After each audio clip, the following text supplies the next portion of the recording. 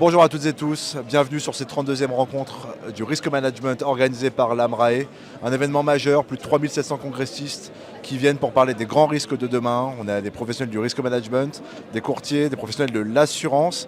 Et pour discuter, pour appréhender ces grands risques, j'ai le plaisir d'accueillir à mon micro Laurent Bellout. Bonjour Laurent. Bonjour et merci de votre invitation. Vous êtes chairman France, Maroc, Espagne et Portugal chez E.ON France. Absolument.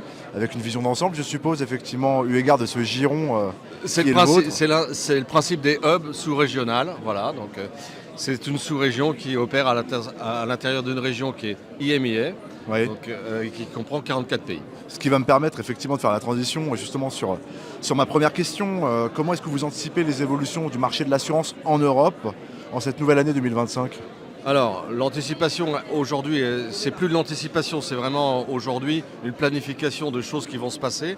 Comme vous le savez, les tendances de marché sont prévisibles un peu en avance. Donc sur 2025, d'une manière générale, ça va être une année calme, contrairement aux 3 dernières années où le marché a été marqué par des augmentations notoires de tarifs.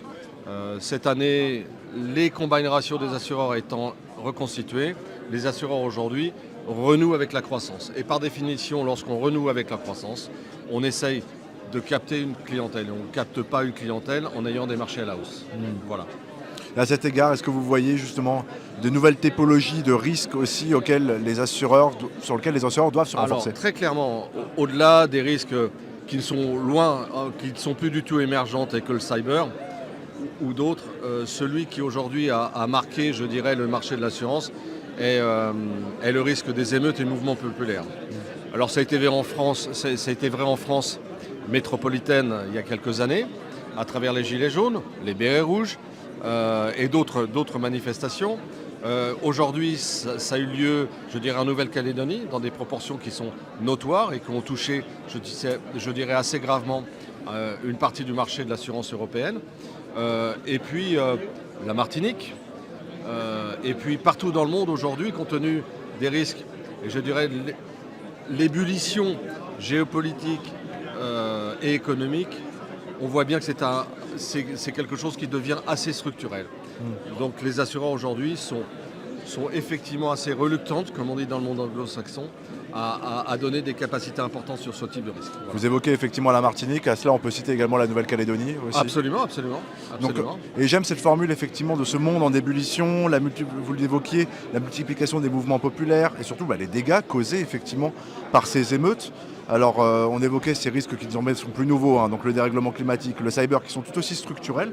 Toutefois je m'attarde effectivement sur celui des émeutes et des mouvements populaires. Est-ce que c'est le nouveau grand risque auquel doivent se préparer les professionnels de l'assurance demain ? Oui, enfin c'est des risques qui tiennent à l'économie et à la géopolitique, très clairement.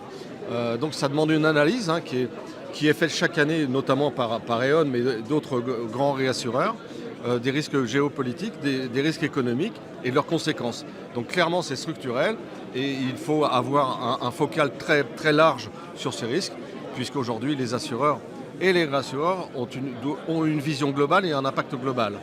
Voilà. Donc la vision n'est pas particulièrement européenne, elle est mondiale. Et dans ce contexte justement de globalisation, vous parlez effectivement d'une vision mondiale.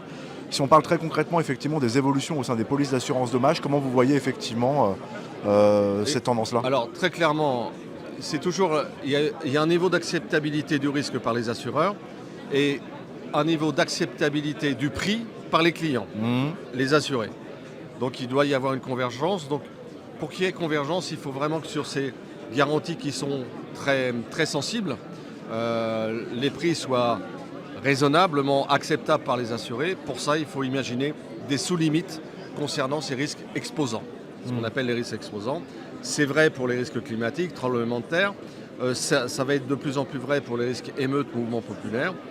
Voilà, donc on imagine bien que les garanties seront toujours données avec des sous-limites qui vont permettre aux clients aussi d'avoir un prix raisonnable. Ce prix raisonnable, est-ce qu'il fera écho justement à une logique de proportionnalité aussi, eu égard ? C'est évident, et d'exposition au risque. C'est-à-dire qu'il y a des risques qui sont analysés en termes de géopolitique et économique.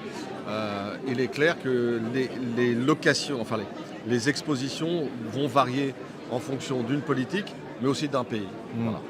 À cet égard, est-ce que cela implique l'essor et l'édition de nouvelles exclusions ou d'exclusions, le renfort de certaines Absolument. exclusions? Je pense que votre propos est tout à fait pertinent et il est tendanciel sur certaines exclusions et rachat de ces exclusions à travers des garanties et des prix supplémentaires.